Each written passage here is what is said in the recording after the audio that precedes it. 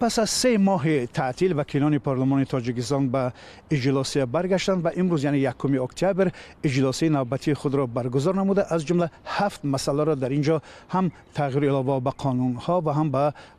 سازشنامه هایی که بین کشورهای آسیا میانه و شانگهای به امضا رسیده است بررسی نمودند. از جمله مسئله که در اینجا بررسی شد و مسئله اول دانسته میشد این تغییر علاوه ها به قانون درباره بودجه سال 2018 بود. یعنی سخن درباره آن میرفت که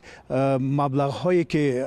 حدود 749 میلیون سامانه از حساب سنگ های یا متال های قیمت بها به دست آمده است برای کسر بودجه، یعنی کم کردن کسر بودجه و هم برای ساختمان راغون استفاده می شدند.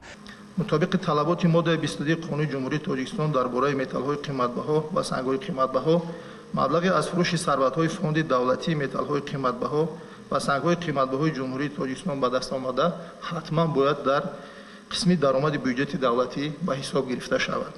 و دوم مسئله که در اینجا بررسی شد و خیلی هم مهم به نظر می رسد این عاید به پروتکل درباره وارد نمودن تغییرات به سازشنامه بین دولت‌های اعضای سازمان همکاری شانگهای عاید به ساختار منطقوی ضد تروریستی که از 7 یونیو سال 2002 به امضا رسیده بود بررسی شد.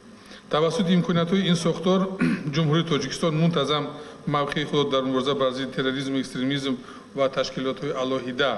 به کشورهای اعضای سازمان همکاری شانگهای و دیگر دولت‌ها می‌رسانند.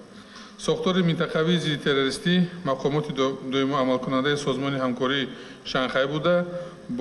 با هماهنگسازی فعالیت مقامات سالار دولت‌های اعضای سازمان در مبارزه بر ضد 3